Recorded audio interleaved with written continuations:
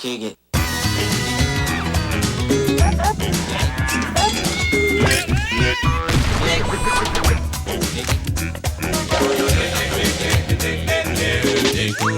Ahoy, mateys, and welcome aboard to This Week in Nickelodeon History. My name is Captain Eric, and it's a pleasure to welcome you here as we celebrate some Nickelodeon anniversaries that have taken place in between the times of February 26th to March 4th. And this week, we are a little bit light on the anniversaries, but nonetheless, we are going to celebrate these anniversaries just as hard as when we have packed weeks here on the ship. So this week we are starting back 27 years ago, all the way back on March 2nd, 1996. We had the final episode of You to You, a variety show presented by Ali Rivera and Sertrone Starks, and ran for 20 episodes starting back on October 3rd, 1994. This was one of the most unique shows of its time on Nickelodeon. The entire show was centered around user-submitted content and was even a live program that if you were watching at home, you could call in and be a part of the show, not only to interact with the hosts, but also play games with other members on the TV show. There were so many other segments. You can look up a video of this show on YouTube and just see how much of it was centered around the users at home, sending in short stories, sending in comics, sending in videos that would be a part of music videos, making and helping to create pen pals from around the world. The show would even have a bulletin board online that users would answer, and those emails would then be read on the show itself. For the 90s, this was a way to connect kids from all around the world, and it was truly a unique experience. Also, 27 years ago, on March 2nd, 1996, we had the first episode of Space Cases, the premiere. The Snick Show was created by Peter David and Bill Mumy and ran for 2 seasons of 27 episodes. 16 years ago, on March 3rd, 2007, El Tigre, The Adventures of Manny Rivera, premiered on Nickelodeon. Created by the married Jorge Gutierrez and Sandra Iquea, the show ran for 26 episodes. And let me just say this right now, 26 is far too short for the amount of time that we deserved to have spent in Miracle City and the story of El Tigre. It's one of the few Nicktoons that I could say right now wholeheartedly deserves a reboot, a revival, 3D, 2D, whatever you want to do with El Tigre. I feel like time is of the essence, and it's time that we go back into this world, especially due to the fact that apparently this show is not even, as of the recording of this episode, available on Paramount Plus. So whoever's job it is to make sure that the content they own is properly sorted and to get on the streaming service in a timely manner, if there's a job opening, please let me know. Or if I can replace somebody, it's time we get El Tigre on Paramount Plus. I'm sure the guy over there would agree. The entire story revolves around Manny Rivera, this little McDonald's toy of the character, which has the belt buckle that actually spins, which is really cool, a nice little touch there. But Manny Rivera is a young superhero known as El Tigre. A little bit of a visual element for you YouTube and Spotify users, but this was a McDonald's toy released around the time of the show. But El Tigre, or Manny Rivera, is following in the footsteps of his father, the superhero known as White Pantera. Look at that. One of the world's greatest superheroes. But he's also following in the footsteps of his grandfather, Puma Loco, the world's greatest supervillain. And I came across these a few years ago at a flea market and couldn't pass them up. There weren't many pieces of merchandise made of El Tigre. There was an El Tigre video game alongside a very few splattering of other appearances, but El Tigre itself really didn't get enough time to truly show the world what it could showcase. Now, the show may have had a short run, but Jorge and Sandra have certainly kept themselves busy with projects such as The Book of Life and Maya and the Three, and hopefully one day they are allowed to play again in the world of Miracle City and to shine some light onto the adventures of Manny Rivera, also known as El Tigre. 12 years ago, on March 4th, 2011, one of my favorite animated movies of all time premiered in theaters, the Nickelodeon movie Rango. I'll drop the accent for now. Directed by Gore Verbinski.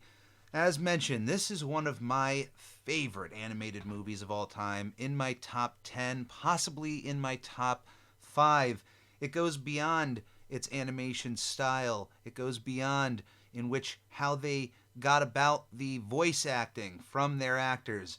But the cast itself is one of my personally favorite casts of any animated movie. Beyond Johnny Depp, you have Abigail Breslin, Alfred Molina, Bill Nighy, Timothy Oliphant.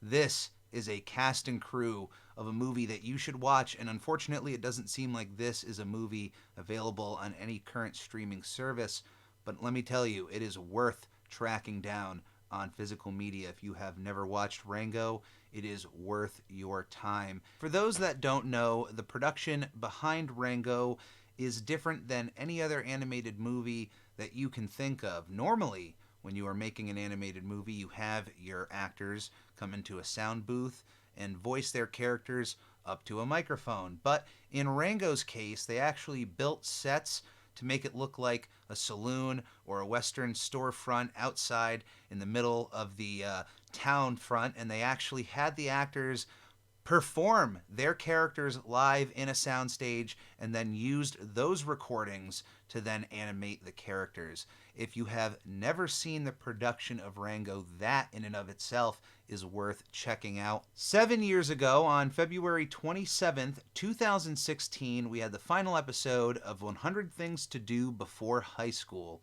The show was created by Scott Fellows and ran for one season of 25 episodes. 3 years ago, on February 29th, 2020, Tyler Perry's Young Dylan premiered on Nickelodeon. Created, of course, by the powerhouse Tyler Perry. This man does not stop in the creativity department. It was created by Tyler Perry, and it's still ongoing to this day in its third season of 46 episodes.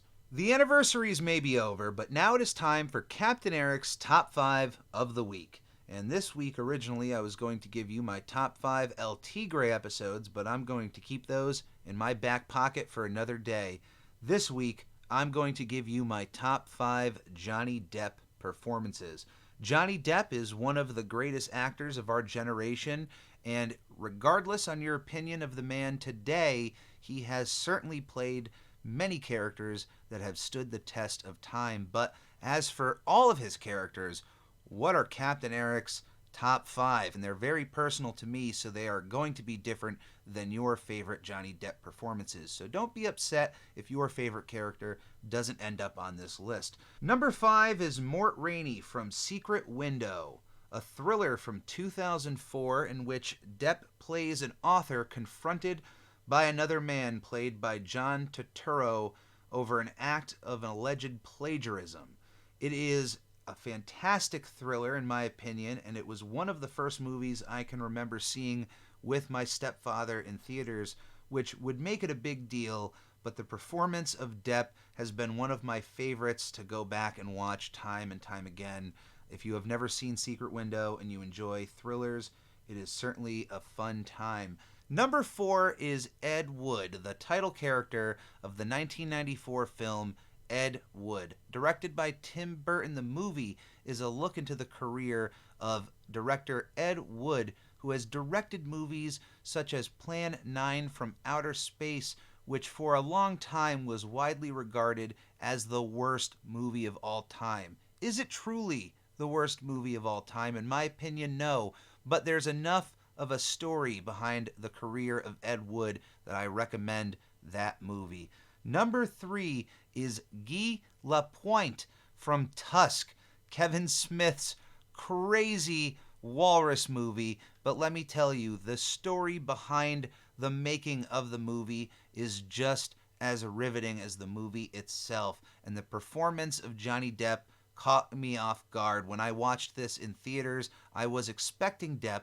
I knew he would be in there, but I had no idea what I was expecting, what kind of character he would be playing. And let me tell you, it's one of my favorite characters of Johnny. He put in so much comedic effort into this performance, so many little nuanced details that you don't even notice the first time you watch it. It's an incredibly weird performance in an incredibly weird movie, and I absolutely love it for everything it is. Number 2 is the titular Rango from today's anniversaries. As mentioned, one of my favorite animated movies, and what really brings some sort of magic element to this movie is the way they made the movie. And when you watch the production of Rango and you see the level of effort that these actors are going through for their performances, even though they know only their voices are going to be captured, to put in that extra level of effort into your performance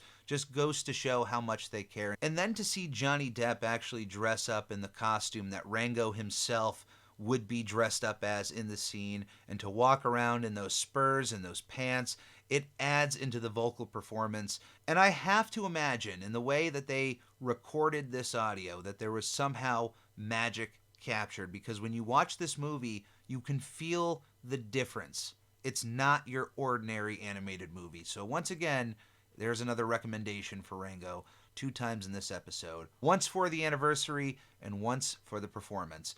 Number 1 shouldn't be that much of a shocker. It's Captain Jack Sparrow. I have to imagine your favorite character of Johnny Depp's is Jack Sparrow, but that character and that performance is so much of why I love the Pirates of the Caribbean franchise. And there's going to be more time in my future to discuss why I love these movies so much and why I love this performance so much. So I'm just going to leave you with that. Thank you for coming aboard and joining me this week in Nickelodeon history for these anniversaries. It's a pleasure to have you aboard each and every week, and it's a pleasure for you to spend your time with me. If you would like to write into the show, nickelodeonhistory@gmail.com is the official email for this show. If you have any questions or comments, please send them there. If you would like to follow Captain Eric on social media, you can do so on Twitter @I'mReadyPodcast and on Instagram @SpongeBobPodcast. I will have links to all of my socials in the podcast description below. If you would like to support the Captain, the 2 best ways you can do so are as follows. Number 1 is by subscribing to the Captain Eric YouTube channel. That, by all means, is the best way you can support Captain Eric. If you would like to go the extra mile, the second way you can support Captain Eric is by clicking on that Redbubble link in the podcast description below. There you'll find a multitude of Captain Eric pieces of art and logos that you can put on any product available there. You can put it on a t-shirt, a sticker, a hat. Anything is appreciated. Anything that comes in from my projects go directly back into my projects.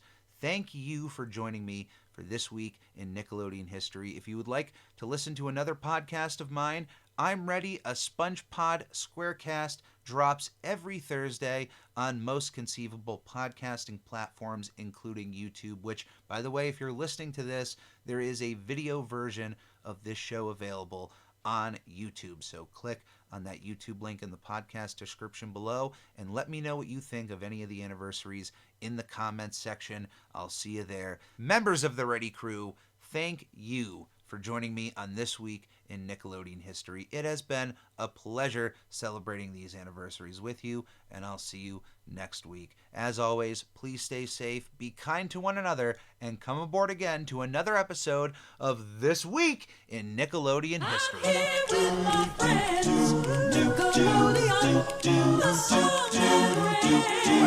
Nickelodeon.